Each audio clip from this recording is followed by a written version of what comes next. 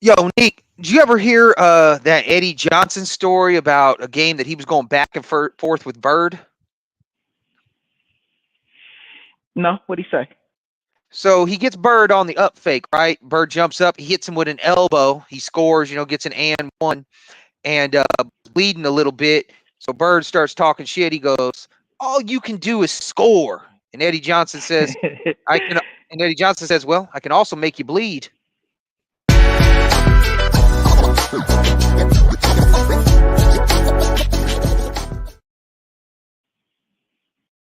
What's up, I wonder y'all? how many points that's worth. I don't know how many that's worth, but it is April 30th, 2024. I'm Tony Styles. That's my man Unique over there. And we are the HoopStorians. Let's get into this day on April 30th, 1988, which I have to make a correction to now that I scored 42 points and Hakeem Olajuwon added 41 as Houston down Dallas 119-108 in Game 2 of their Western Conference first round series, making it only the second time teammates surpassed the 40 points in a game. What do you think about duos dropping 40? We saw LeBron and Kyrie do it a few years back in a playoff game. I think that's extremely dope, to be honest. The problem with duels dropping 40, first of all, let me speak to the problem of it. The problem of it is when you have a duel that shows you they can drop 40, you tend to start assuming they can do that more frequently, or at least that duel together are going to average more points than they typically do. So that's the only downside I could see of it. Once you have two players that can give you 40, you're like, okay, well then if y'all can give me 40 on this night, there's no reason why y'all shouldn't both be averaging 25 or 30 on a regular basis. Becomes the mentality. But on the positive side of it, yeah, that's 80 points between just two people. And what the average in the NBA is what, about like 110, 120 points a game? Something like that. It was around So 120. I think the lead leaguer was this year. So average probably be in the 110, somewhere around there, 150. yeah, so you feel me? Between two players, you get what? We just got the rest of the team that got to come up with 40. The rest of the team that got to come up with 30. You feel me? You got two players just carrying the majority bulk. So whenever you got two players that can score more than half of what you need, that's good. I mean, so long as that equates to victories. Now, if we both scoring 40 and we lose, then we gotta figure something out. Yeah, we're gonna have to reassess that. Also, too, I want to say that I omitted this and I completely fucked this up. So if you watched yesterday's podcast, it's completely fucked up. I completely forgot about Oh this no. game. That game too that I just mentioned was Elijah one. Elijah one scored 41, grabbed 26 boards, got 4 blocks and 3 steals. So that's definitely on my top 10. And it was in a win. They lost the series, but it wasn't a win. So I have to revisit that and put that in the top 10 somewhere. I don't know where, but that's definitely got to be in there. So that was omitted. That was my bad. So that was this day in NBA history.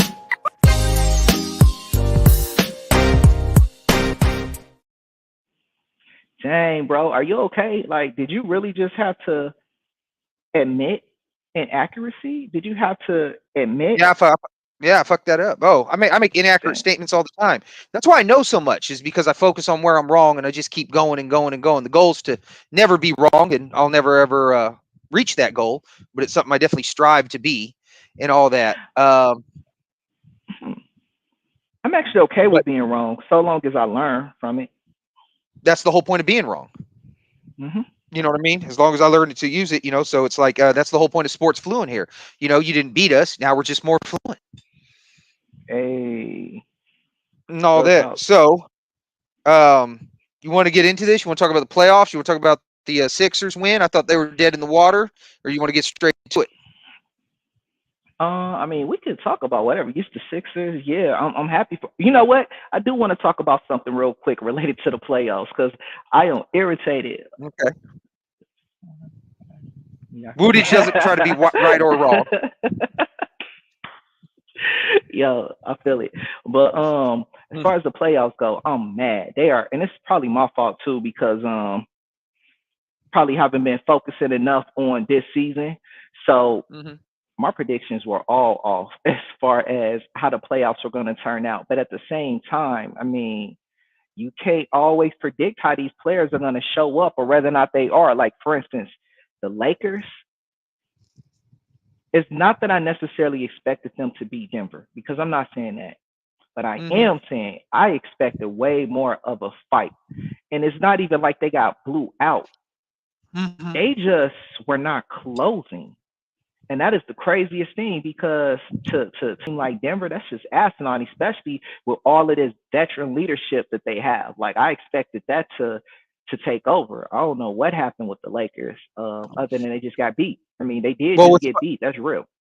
Well, what was funny is LeBron, they asked him how come he was giving up big leads, And he's like, I think it was just the energy and trying to get the lead and all that, and that just, took it out of us. And then so my counter to that, well, then how did the Nuggets have enough energy to erase the lead and then pass it up?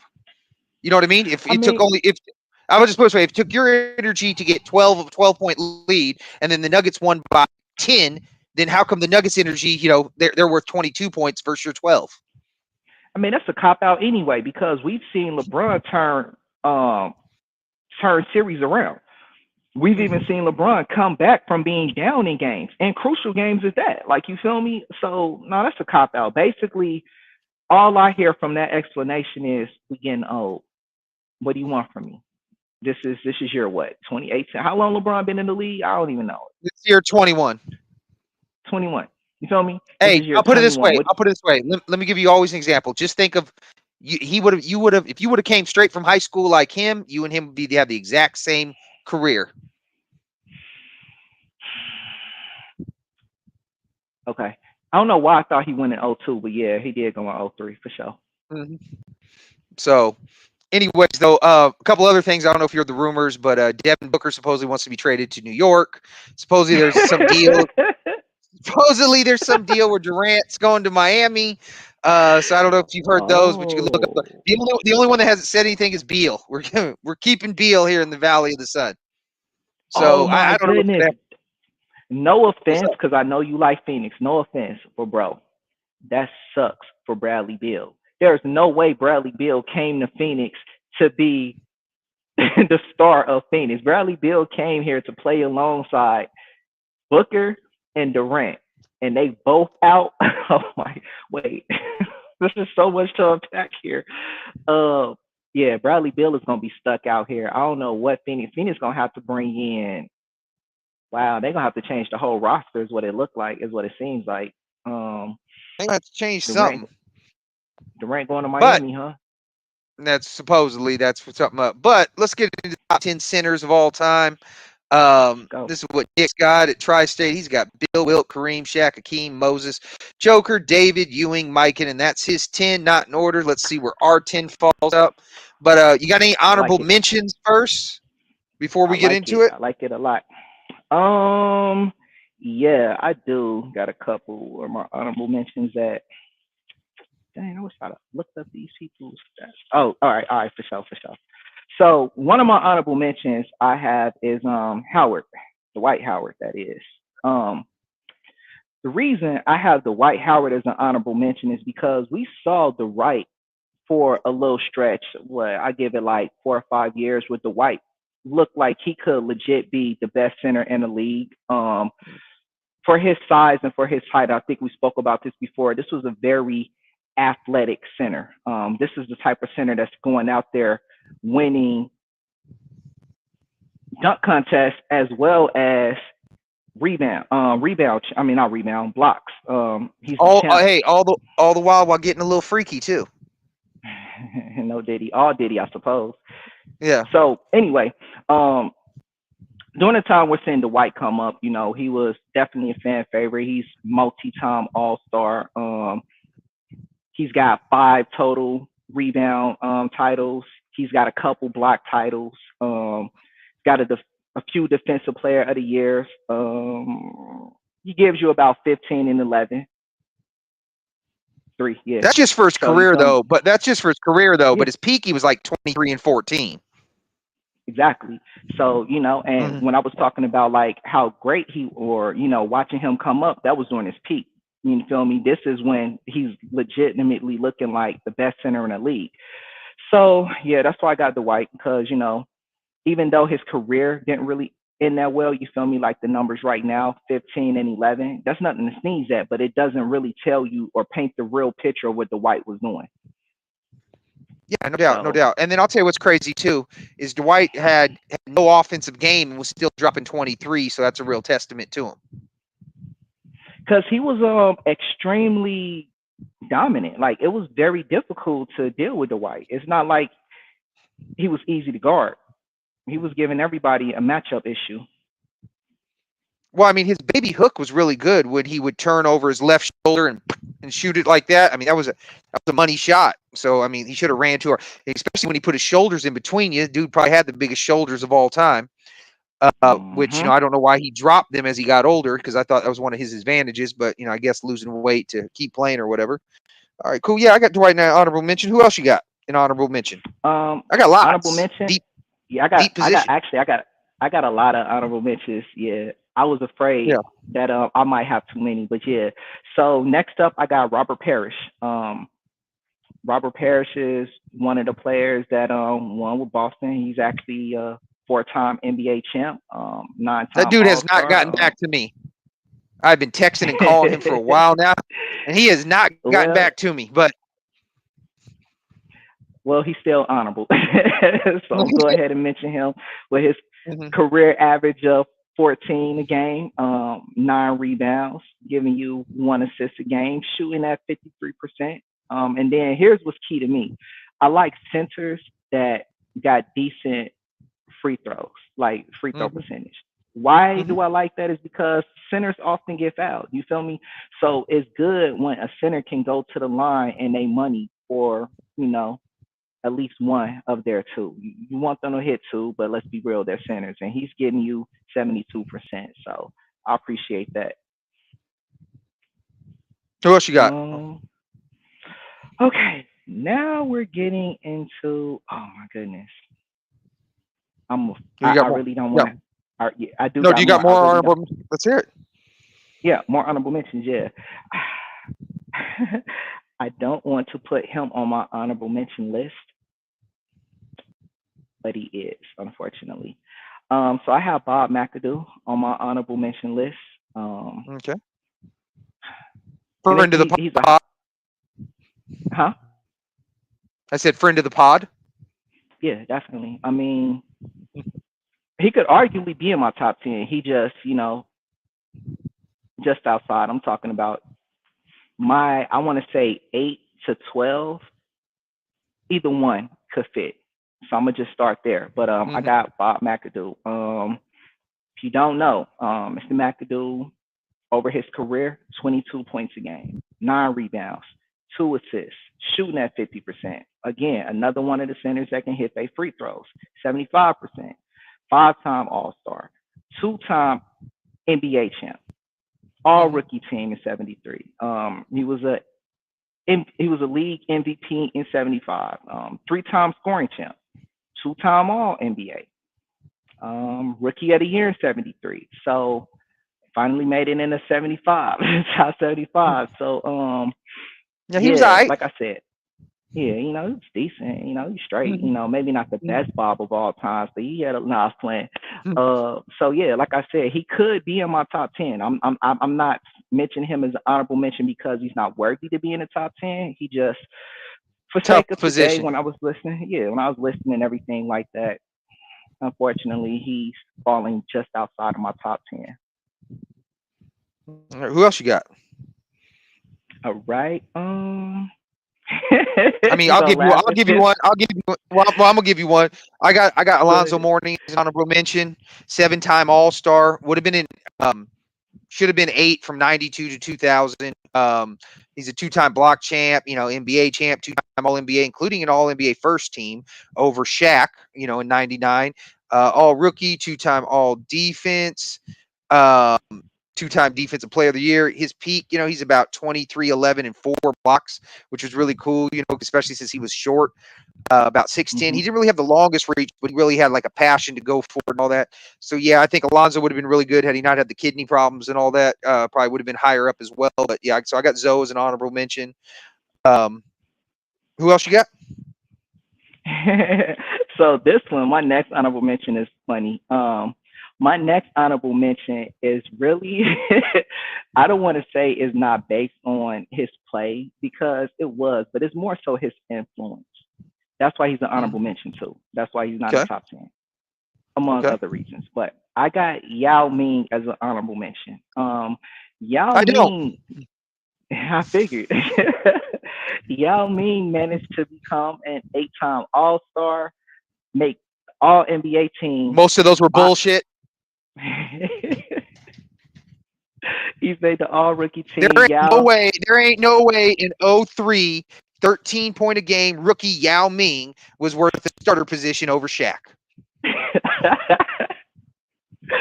Yao Ming, that influence is so crazy that Yao influenced the whole country to where he was able to get into the league and look greater than he was. But I gotta shout out Yao as an honorable mention. He did average 19.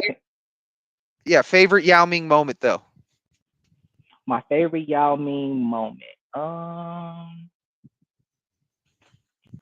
I'll tell you mine without a doubt. I want to say Shaq dunking on him. Well, first off, if you're going to go with that, like a negative moment for him, definitely the Nate Robinson block on him was way better than the Shaq dunking on him. But no, I think it was in Portland. You got to look at Yao Ming's on the fast break in Portland, dribbling up the middle of the court, and he's wrapping the ball around his back, crossing people over on his way to the hoop. That is, and if you've never seen, and like, there's been guys like Murasan, Bradley, guys like that, you ain't never seen no dude 7'5" plus do that move. So that was crazy. We went to see it with Wimby, but I don't think he's 7'5", is he? But so we'll see what's what. But yeah, that was my favorite Yao Ming moment. Oh, weak. Nah, I feel it. You got anybody else on the all-time all mentions or? Yeah, like I said, I got a few, but I'll keep it brief. All right, I'm going with no. I'm going with good old Dikembe. I wish Dikembe could have helped us get a title in Philly, but these things happen. Dikembe is a 2-time rebound champ. He's a 3-time All NBA selection. He's a 3-time blocks champ. 8-time All Star. He's a 4-time Defensive Player of the Year. Now, Dikembe, he over his career only averaged 9. He's also giving you 10 boards at least. Well, a lot of that because he played like 7 years coming off the bench at the end of his career. Yeah, so it really made his numbers go down. Yeah, definitely. I mean, a lot of these players, especially the greats, a lot of these players, their careers are going to look worse when you see the numbers as opposed to what they did in their prime and their peaks and stuff like that. Yeah, so that is taken into consideration. And Dikembe in his peak, in his prime, he's a defensive monster. You feel me? So, and even towards the end of his career. Exactly. 4-time Defensive Player of the Year. And let's be real, if you have a center, you want them. Go ahead. Oh, I was going to say my favorite Dikembe stat. Well, now you go ahead. We both going. I'll let you finish. All right, my bad. So with the centers though, what you want from your center is somebody that can score, somebody that's good defensively, and somebody that can rebound and or block the ball. And if they can pass it, that's even better. With Dikembe, he can rebound and block the ball. And it's not that he can't give you offense. It's just the teams that he was on didn't really utilize him offensively like that. So his focus was more so on the defensive aspects, and he excelled at that. No, I was going to say my favorite Dikembe stat is he speaks, I believe, 6 languages, and I don't understand 5.5 of them.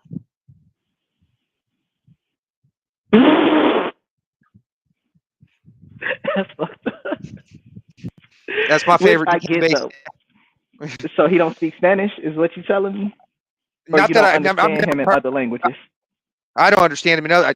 I like I said, man, Deke's, and I can only imagine. I don't know what his native language is called, but I can only imagine me being fluent in that and the accent I would have if that's how that translates to English. I'm weak. Because whatever your first language is, because I'm gonna let you know this. When people ever say, I'm gonna give you all a fun fact. If people ever say, English is the hardest language to learn, right? No, It depends what your first language is. Whatever your first language is, then that determines what's the hardest language to learn. So, for example, if English is your first language, Arabic is the hardest language to learn. But you do know why they say English is the hardest language to learn, right? Because they just, it's opinion and not based in the facts. English was I pretty easy mean, for me to learn. I had it it's down by the time I was like 2. I mean that, but it's not just that. What it is with English is we speak a lot in slang. Like even as being in the States, you feel me? Mm-hmm. Regionally, sometimes we don't even understand each other. So imagine not understanding our language, period, and then us using words that don't actually apply, or even like our accents, depending on where you That's are cap. state to state. What you mean? How so? No, I'm saying, like, for example, if I went up to my 95-year-old If somebody grandma. said that, exactly. Yeah, exactly. Now imagine saying that's cap to somebody that only speaks Russian and they're learning English. They're gonna be confused. Like, what do you mean that's cap? I don't have a hat on. Like, you feel me? So I think that is part of the reason they said, because we speak in a lot of slang. So I think that's why. And if you're trying to learn the definition of words and we're not using the words properly, I'm going to the crib. Oh, you don't look like a baby. You feel me? So No, I feel you on that. but I want to give one honorable mention to Bill Walton. I don't know if he's in your top 10, but 2 titles, Finals MVP, 6th Man of the Year, couple All NBA selections. Obviously, the injuries cut it short. When he got injured in '78, looks like the Blazers were on their way to be a dynasty. One of the great what if questions or whatever. That dude was Jokic before Jokic as well. So currently, actually, if you guys want. So I'm currently reading his book right now. It's a pretty good read. He said back in the day when he was a teenager, Elvin Hayes used to call his house, and his mom would be like, "Who's this?" He's like, "Just tell him it's the Big E, and we need to come in to open up the gym." That's back when the San Diego Rockets were still there. So I got Bill Walton. Another guy I got is Dave Cowens. Another guy I got is Dave Cowens. He played 10 years. Okay. 2 NBA titles, MVP, 3 All NBA selections, 8-time All Star, defensive selection. Awesome rebounder. I think he's got a career average of like 15 over 8 years or something like that. Was just, a man on the boards, and he was little. For a center, I think he was like 6'9", 210, 220, something like that. So that's another one I got. What about you? You got any more honorable mentions? Because I got more. You can go ahead. I think I've given enough at this point, and I'm fairly Okay, positive well, then some we'll of go. the people you gonna name.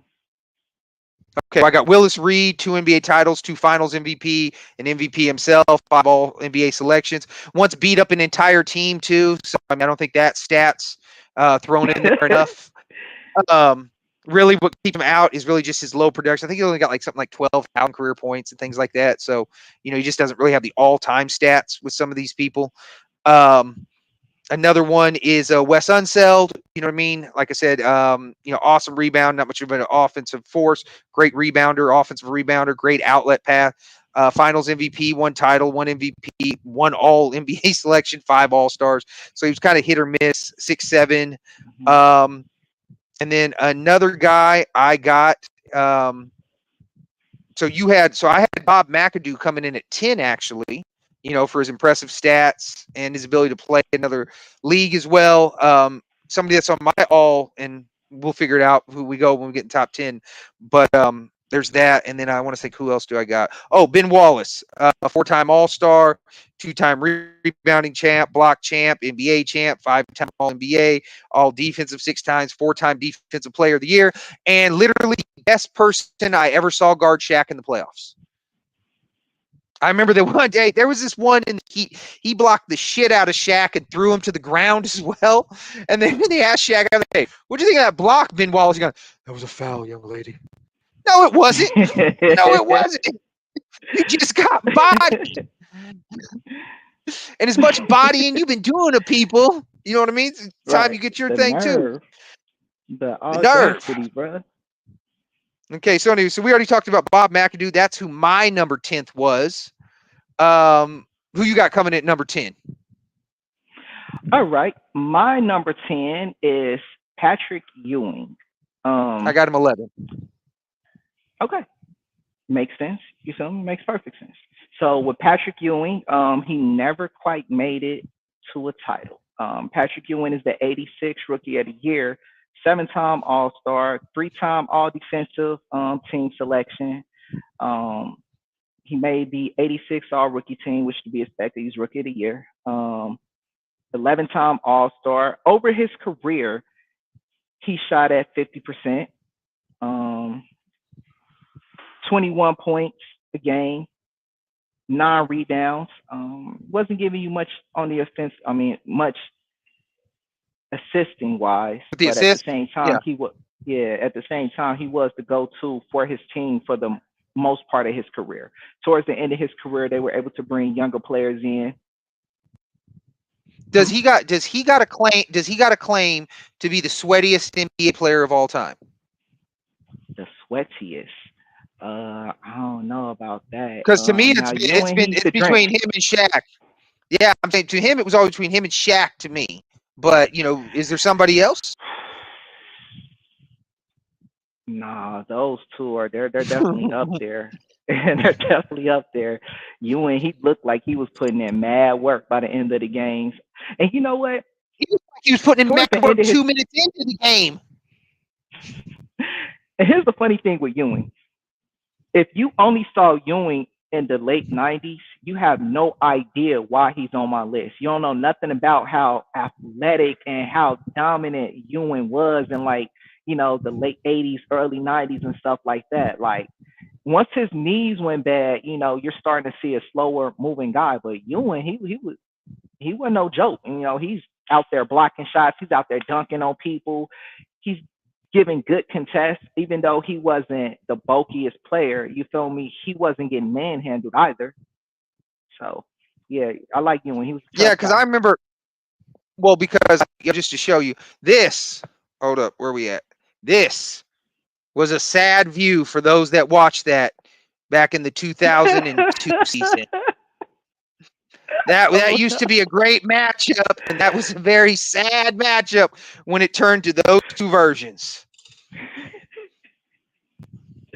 yeah, that's all bad. No, I That's all know. bad. No, Ewing was really athletic at the beginning. His athleticism faded pretty quick, but he had that drop step turnaround shot that was money for so many Mm-hmm. years. It's just when you Yeah. looked at the upper echelon of centers, Shaq, Robinson, Hakeem, there was just in that time there was about 6 really good centers. Uh, and like especially starting in the late '90s as well. I mean, maybe even in the 92, 93, I mean, there was arguments, at least statistically, that Alonzo Mourning was outplaying him. So, I mean, it was just such a deep center league back then with 6. Um, Mm-hmm. so there's that. Sneed says LA Shaq for sure is the sweatiest player of all time. Anybody else in the comments? Let's try to figure that out on the HoopStorians. That is a part of this. We want to figure out who is the sweatiest player of all time. So if there's people we're omitting, please send in your suggestions. You know what I mean? Because I can only think I of them love two, it. but I mean, I know I got to be missing somebody. But yeah, Ewing, he had that dope drop step, especially on the baseline. The problem is, like if you look at his game, if you look at his final stats in '94, I think he was scoring like 18 and 9 on like 36% shooting. It was just terrible. Like Hakeem had him just really discombobulated as far as like efficiency and overall production goes. Then there's the things Mm-hmm. like Ewing theory. Like the '99 Knicks got better without him when they started running more like Camby than Ewing or whatever. Although I will defend this to the death of me, and I could be wrong, but just logically speaking, there's no way I can't think that Ewing wouldn't have helped more against Duncan and Robinson in those finals. Then Canby. Maybe against the Yeah, exactly. Pacers yeah, but I mean they could have thrown and Camby and Ewing out there, and that kind of would have been their little twin tower makeup, and obviously it wouldn't have been as good as the Spurs. But then they had Lake Johnson at the 3, and I think I probably would have had him over Malik Rose, but we'll have to Mm. figure that out for another day. But yeah, no. Ewing. I mean, I understand if anybody's Ewing's top 10. I mean, he's got like what 24,000 points and 11,000 rebounds, something like that. So, I mean, just the career stats alone, I think he's got like 8 All NBAs, like 8 All Stars. So, anyways, though, but yeah, so yeah, Ewing didn't make my top 10. I went with a guy that had like rings and MVPs over it, but but then we could argue too, like Unseld, Cowens, Walt. There's so many people that just left off the top 10. That's cool. Who you got number 9? Mm. All right. So for my number 9, I am going with George Mikan. I got him at 9. Do you? I do. All right. So with George Mikan, obviously this is a Hall of Famer. Over the career, he's giving you 23 points, 13 rebounds, 2 assists. Field goal percentage wasn't that high, 40%. But at the same time, free throw percentage Nobody's was. really high, 78.2. Anyway, he is a 3-time scoring champ. He is an all-star MVP. He is a total rebound champ. 4-time all-star. I don't know if I said that. I know with him on your number 9. I know you got something to say. Well, I was going to say one of my favorite George Mikan stats that nobody realizes is this dude, minimum 50 games played, owns the all-time record for best playoff win percentage. What do you at? Like 70% or something like that? 70-some percent? 70%. So the only knock, to be honest with you, if he did all this, and I don't care if he somehow could shoot 40% and still win titles in this day and age, he'd be very high up. But the only knock is the competition. Obviously they didn't really know what they were doing. No shot clock. No 3-point line, shortened lane. I mean, they had to widen the lane for him. But the dude was so good, like he'd show up and it'd be like George Mikan versus the Knicks. So yeah, I ain't got no problem with Mike at 9. I don't got Mike any problem with that. Who you got then coming in at number? You got any more Mike and points you want to make, or you move number 8? No, we can move on. We run out of time and stuff. Oh, here's a little fun stat too, because in that 1918 game, lowest scoring game ever, I think he scored 14 of 18 points. Oh, yes. So anyways, who you got coming in then at number 8? Okay. Number 8, I'm going with David Robinson. What can I say about David Robinson? Over the career, he's giving you 21 and 10. I got him 7. 7? Okay, cool. He's giving you about 2 assists a game, shooting at 51%. Another one of them bigs that's hitting his free throws at 73%. As far as his individual and personal accolades, David Robinson is a 10-time All-Star. He's a rebound champ of 91. He's a 2-time NBA champ. He's an 8-time All-Defensive selection. He's the Rookie of the Year in 90. MVP in 95. He's a scoring champ of 94. He's the blocks champ of 92. 10-time All-Star. He's on the All-Rookie team. Obviously, is the Rookie of the Year, 90. He's also in 92 Defensive Player of the Year. And on top of that, he got an 01 Sportsman of the Year championship. I mean, not championship, but award. Yeah, I mean, I feel as though Tim Duncan helped his legacy by helping him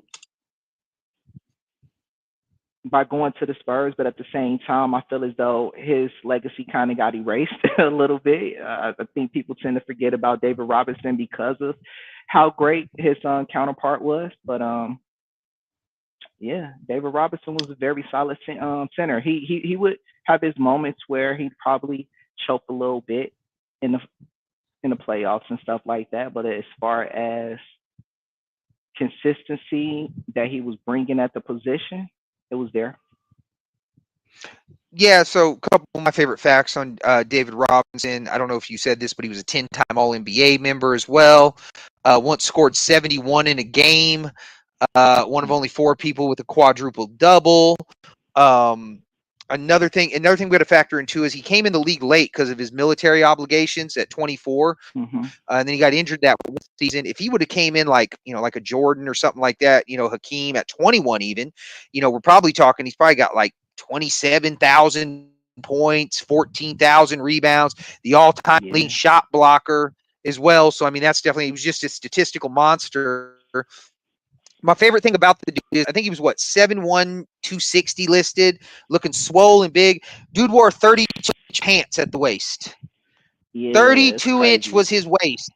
He probably had like what, a And that right 32 by 44 or something. right. And that right there kind of lets you know exactly like what you're dealing with on the court, because that's just muscle. That's just all muscle just coming at you. You feel me? I'm not trying to Yeah, catch no ran like elbow a from him. Zell.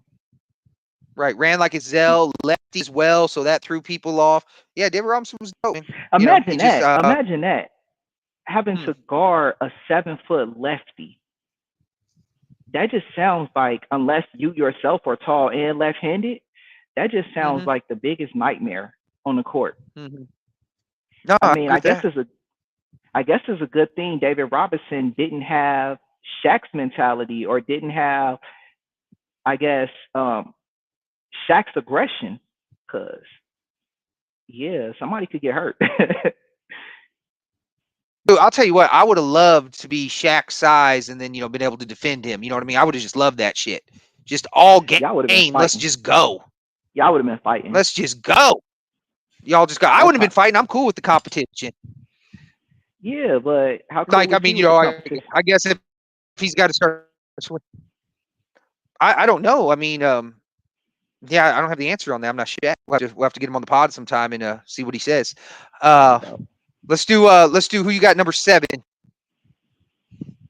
Oh yes, sir. See, I Yeah, you did. listed Ewing 10, Mike and 9, Robinson 8. We're up to 7 now. Yep. Okay, cool. My number 7. Oh, okay. I remember now. My number 7 is actually currently in the league, still playing right now. My number He's my number 7 8. is, oh, you already know where I'm going with this, the Mm-hmm. Joker. So with Jokic, for anybody that has not been watching what Jokic has been doing, I don't know where you've been. I don't know where you've been. Jokic is a 6-time All-Star at this point, 5-time All-NBA selection. He's a 2-time MVP. He is a Finals MVP. He did get the championship last year. He's also playing right now, currently defending the title. He made the All-Rookie team in 2016. He got the Finals MVP last year. I mean, he got the Western Conference MVP last year as well. Jokic, for his size, over his career, he's giving you 20 and 10 with 6 assists, shooting at 50%, and he's shooting at about 80% from the free throw. This season, he's giving you 26 and 12 with 9. So he's almost averaging a triple-double currently. All while not caring. And nothing about him suggests that he cares anything about stats. He cares anything about our opinion. Jokic is a baller. He don't care what it looked like, and he's a shooter. Don't get me. I forgot all about that. As big as he is, there's nothing he's not doing out there. He's posting up. He's hitting threes. He's passing the ball. Yeah, Jokic is. Hey, let me ask you something. Does he fall? Mm-hmm. Does he fall in that classification as a hooper? As a hooper, definitely. Here's what's crazy about that. Most people that they do the hooper thing, they're inefficient. Their advanced stats suck as far as like, top tier or whatever and all that, but not Jokic. So anyways, Woody says no love for Mirasan. He was my giant. No love for Mirasan. He was my giant, but we're not Billy Crystal, so that's why it's not our thing. That's fair. But no, yeah. Jokic is crazy. What I like I said, he doesn't care. I mean, it shows that he wants to win on the court. You know what I mean? He's definitely out there to win. So it's not like he doesn't care to win, but like he doesn't care about all that extra stuff. Like my job's to go out. I'll put it this way. I think he has a good approach. My job's to go out there and win.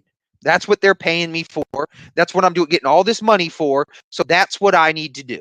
I don't know if there's a passion to win, for the sake of winning, or if he looks at it like it's a job, that's his job to do. I mean, I really don't care. Either way, the results are the same. Mm-hmm. Nah, that's real though. Jokic's whole style of play is definitely efficient. He gives you quality minutes. He gives you quality play. And I mean, I don't know that I necessarily see bad games out of Jokic. And if so, he has no problem with distributing the ball. He has no problem with picking up for his slack offensively in other areas or becoming more offensive if he can't contribute as far as rebound. But I haven't seen that though.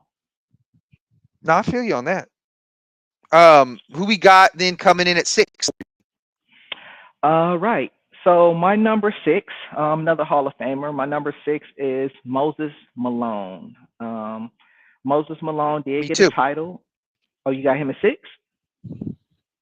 Mm-hmm. Cool. So Moses Malone got the title in '83. This is a 13-time All-Star. All rookie selection in '75. He is a 3-time MVP of the league. He's even made an ABA All Team. He's a 6-time rebounds champ. He's an 8-time NBA All. I'm sorry, he's an 8-time All NBA selection. He's a 2-time All Defensive selection. He did get the Finals MVP in '83. I don't know if I said that. Over his career, we're looking at about 20 points a game, 12 rebounds, giving you an assist. Yeah, he was a black that's hole. what I Like, got for the yeah, Big Mo. yeah, he was a black hole. He wasn't getting assists. Might be the greatest offensive rebounder of all time. If you've never watched what he did, Kareem in the '83 finals, because when I started watching basketball, I got old Moses Malone. So I always, whenever I think of old Malone, he's like old and decrepit. That's my view of him. But when you see younger Malone, you see just how good that dude was. Held 7'2" Kareem to like 7 rebounds a game in that series. My favorite Moses Malone story is one time, like his rookie year. He goes, Barkley goes, "I'm not getting no playing time." And Moses Malone goes, "That's because you're lazy." And then Barkley's like, "What'd you say?" He said, "I said." Barkley goes, "What'd you say?" He goes, "I said you're fat and lazy." And so he said that Moses helped him work out, lose some weight. His play went up. He got a little better. So that's the beautiful thing. Your ego at the door. You can get better as an individual and not be offended about what people are saying if it's true, and you can start improving. So, Barkley always credits Moses Malone for helping him out with his career. That's what's You want up. to move on to number 5? We can move on to number 5. It's getting thick. All right. So my number 5, you probably got him higher, which I completely understand. But my number 5 is Mr. Shake. You to sleep. I got him 5 too. I'm going. Oh, well, sweet. All right. The So list, I got the list is of greatness. So with Hakeem Olajuwon, what we are looking at is a 2-time champ. He was the Finals MVP for both of his titles. But with him, he also in '94 was an MVP, Finals MVP. Okay, I just seen something. And he Defensive also Player of the Year, first team All NBA, All Star. I'll finish it for you. I know Hakeem well. Okay, well, anyways, so a couple different things on Hakeem. One, it's about a greatness. It's not about best. And I will argue this to the death of me. Hakeem is the best center of all time. If you need a center for just one season, Hakeem is the best option, without a doubt. And I will argue that to the death of me. If you go actually to my TikTok, I'm currently running winning formulas where I'm comparing. I call it winning.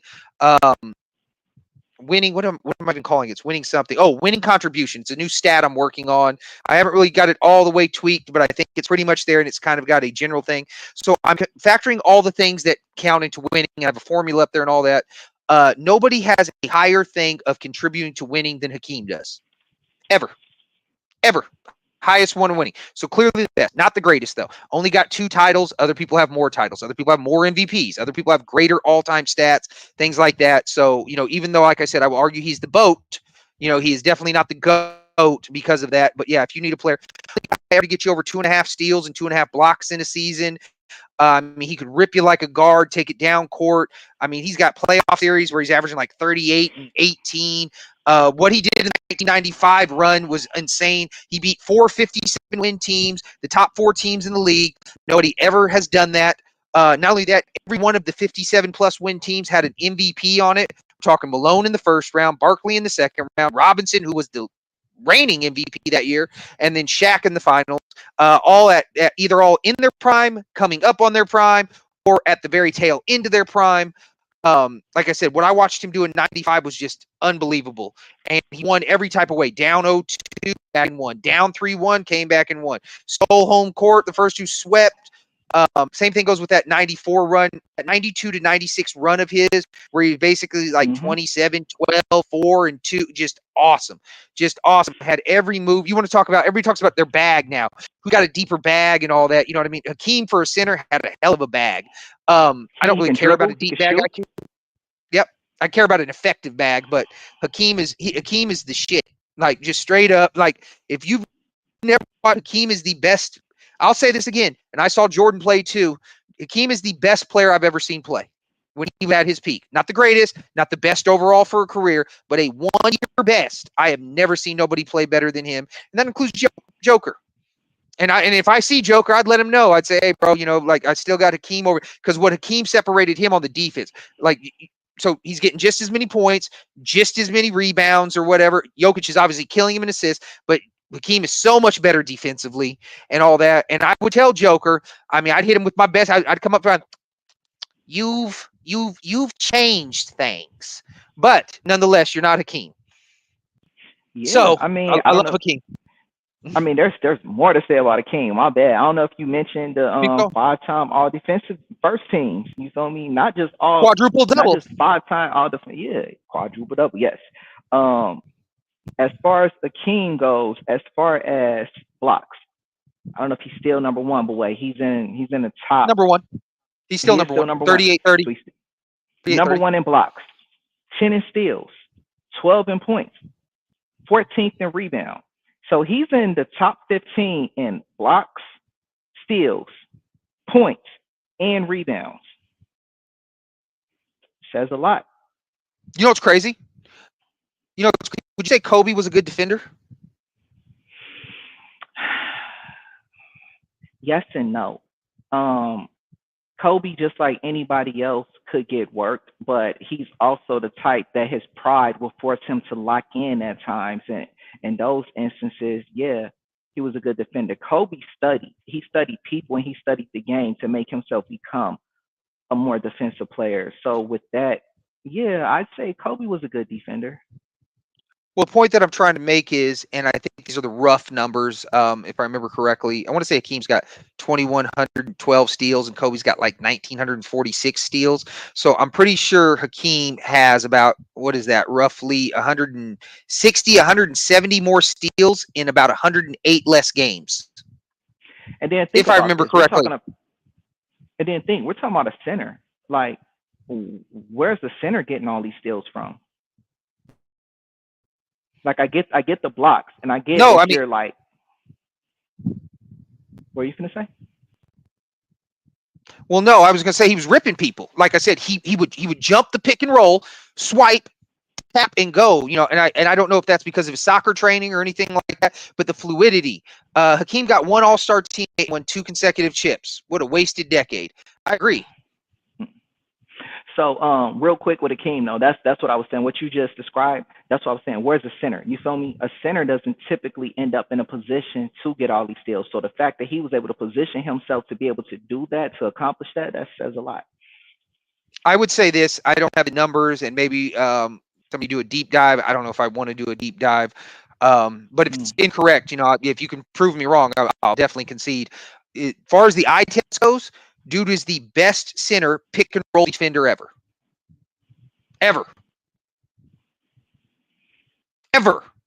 And if you realize that's all we run now in the NBA is pick and roll. We pick and roll, suck in, kick out for a 3. So yeah. Anyways, that's number 5. We got who I got it for 4?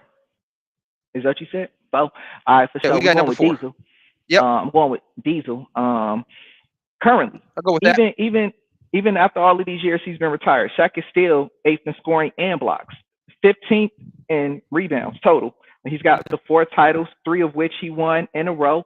All 3 of these titles that he received, he was the Finals MVP. En route to getting these titles and the Finals MVP, he did get a league MVP in 2000. Shaq averaged 23-7 his whole career, 10 rebounds a game. Shaq came into the league dominant from day one. Shaq came into the league showing you that he was going to be one of those names that you talked about for a long time. And over his career, aside from the titles, he's been on 8 All-NBA first teams, All-Star 15 times, a 3-time defensive second team. He's 2-time scoring champ, Rookie of the Year in 93. I already mentioned the Finals MVPs. Of course, he was the rookie. So, yeah, or Rookie of the Year. I mean. So to answer this question, Shaq over Hakeem, why? Because this is a greatness. I was going to say this is a greatness thing, not a best thing. Shaq's got more total stats, more rings, more Finals MVPs, things like that. Points. So that is why Shaq is over.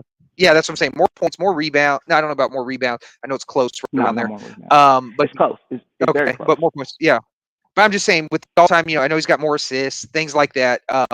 So with the all-time, and then you factor in the titles as well. That's why I have Shaq. If you want to have Hakeem over, totally get it. No, matter of fact, Hakeem is so good. Everybody Shaq's ever played with, Shaq never says anything when anybody ranks Hakeem over him.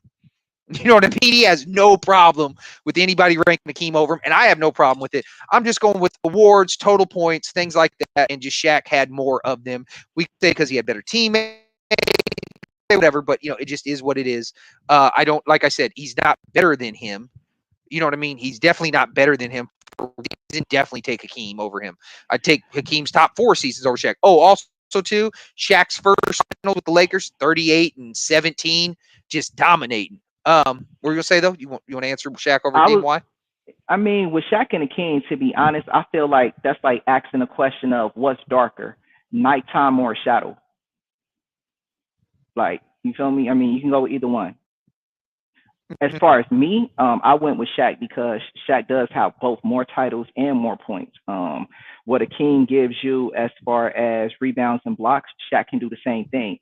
And even though Hakeem, I might edge him in the rebounds or even possibly the blocks, Shaq is going to give you more buckets, slightly, but more.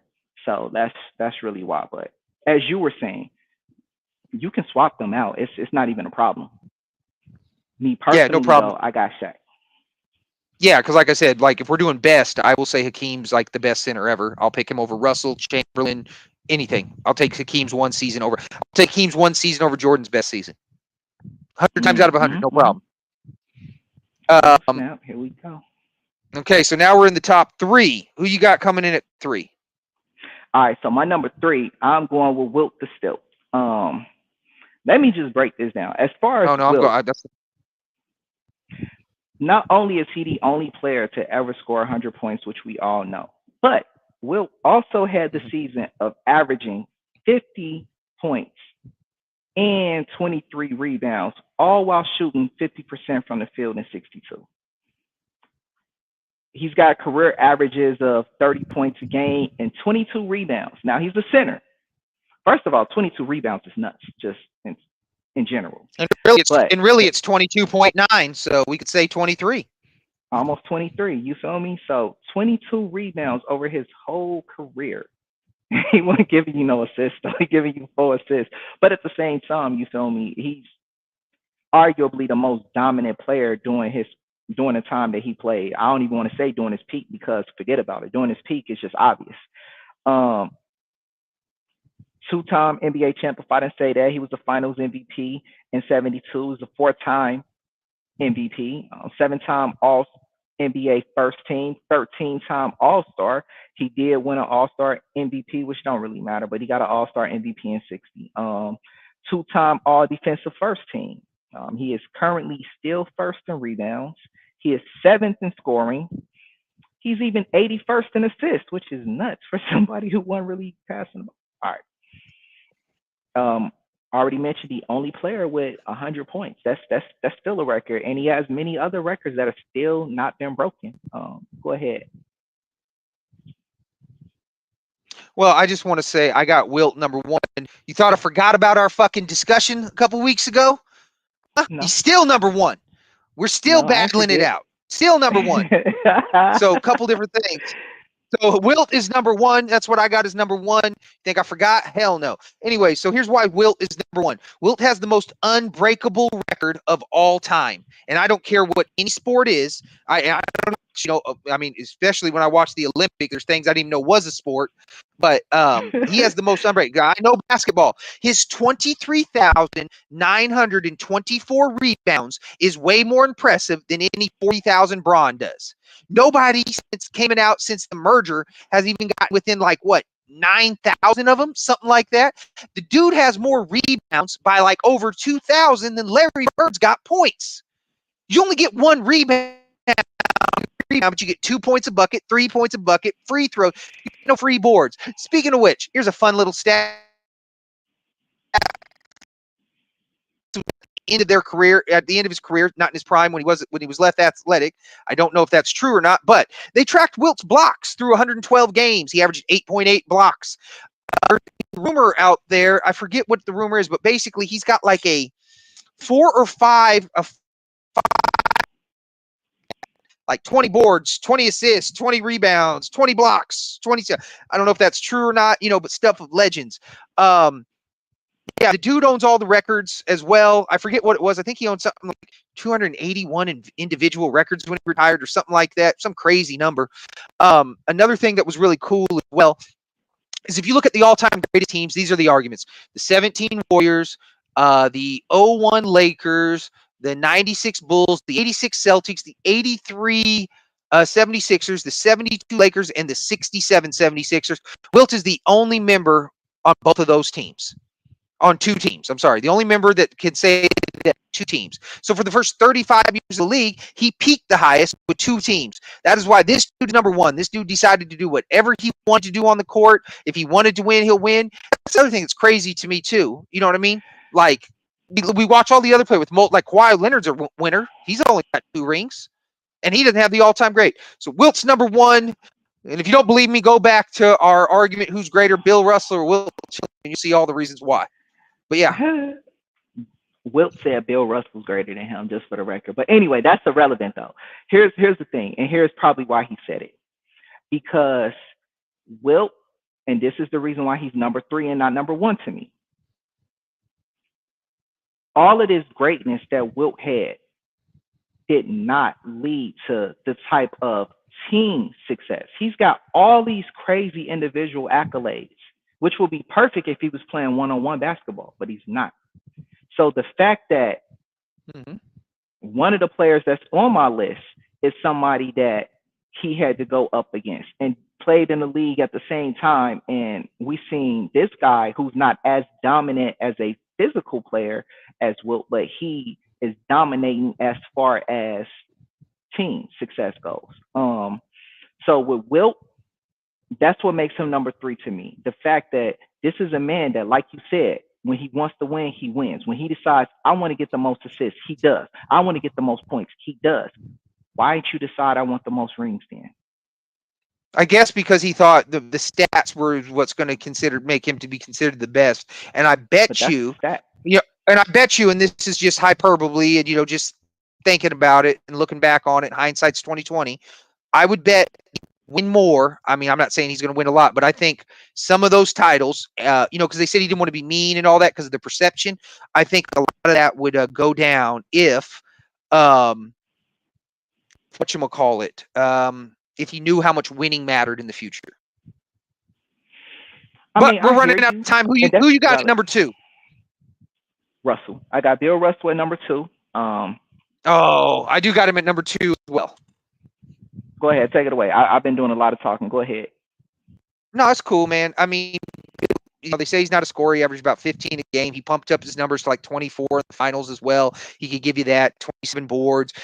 Dominated with winning, part of the greatest winning history of ever, 11-1 in the finals. The one finals he did get injured in, when he lost to Pettit in them.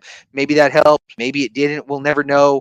Had a bunch of great teammates. Him better. Has the record. 5-time MVP as well. Just a great winner. You know what I mean? I think between him and Duncan, those are the two greatest winners of all time. So that's why, I mean, we got Russell in there. Probably be really high up on blocks, probably average something like 8 blocks a game if we kept that. His steals would probably be high as well. He was a good passer too. I think he was getting like 4 assists a game, which is good for center, especially back then. So that's what I'm saying. They act like his scoring was Ben Wallace, and it wasn't. 15 points a game is extremely solid. Generally speaking, through the a legitimate third scorer. Especially when, that's what I was going to say, especially when he didn't really have to score that much. You feel me? I feel as though if he was on a team where he didn't have so much offensive, or he didn't have other players that could score the ball, he probably would have boosted his points higher. I mean, he had the ability to. Right. He was efficient. No. So, yeah. All right. No, definitely. So now we got number 1, so and he was my number 3. No, I got Okay, Wilt 1, man. Russell 2, I got Kareem 3. My biggest reason for Kareem is, just like you said, awesome stats, especially in the beginning with the Bucks. But the problem is there's an argument he's the best player on only 2 title teams. So when we look at Wilt, you know, and him, well, if Wilt had like a Magic Johnson, maybe he could have, you know, rings as well. If he could be the second best player on a bunch of teams. Don't know if that's the case or not. Oh, awesome Wilt story real quick. Larry Brown, when he was coaching, I think he was coaching UCLA at the time, Chamberlain with 4 college kids was playing Magic Johnson, James Worthy, AC Green, Bernard King, and somebody else, Byron Scott, I want to say something like that. And it was something like 15 years after Wilt retired or 10 years after he retired. Magic Johnson called goaltending on play. And Wilt asked Larry Brown, he's like, was that a goaltend? He's like, nah, that was clean. And the Magic, like, well, of course you're going to say that. You're playing with his kids. So Wilt's like, all right, let's run it back. They didn't score the whole game. Blocked every shot. Bernard King, Hall of Famer. James Worthy, Hall of Famer. Magic Johnson, Hall of Famer. Byron Scott, 20 points a game. And AC Green, all-star. You know what I mean? And Wilt and 4 college kids, after he'd been out the league for like 10 years, shut them all down. Yeah. I mean, again, I mean, I wish he would have just did that and got more chips. Then we wouldn't be having this conversation. So my number 1, Kareem. I don't know if we spoke on Kareem, but, you know, 6-time champ. Like you mentioned, he only got the Finals MVP 2 times, but he did have Magic Johnson on his team at one point. We got a 6-time MVP though, 10-time All NBA First Team, 19-time All-Star, 5-time All Defensive First Team. Right now, he is still currently number 2 in points. He is number 3 in blocks and rebounds. He's 49th in assists. His career, he averaged 24, giving you 11 rebounds, 3 assists, shooting at 55%, and that good 72 from the free throw. So he is my number 1. Well, and that takes us to the we're gonna go 0 to 200 real quick, and then we're gonna be out. So please don't make me laugh with that half-ass gimmick. I'm about to get mine and it's about time. Call us Grindhouse, everybody in a house grind. I'm just doing me, I ain't trying to outshine. Trying to kill my vibe is how you get outlined. I don't do it for the views and the likes, boy. I'm just giving you what I wrote last night, boy. I don't care if it isn't what you like, boy. My flow is fucking awesome, ain't it, white boy? Feeling fly. Oh, yes. Like, subscribe, please tell our friends, leave comments, help out the algorithm as much as you can. Until then, we will check y'all tomorrow. Until then, we out. All right.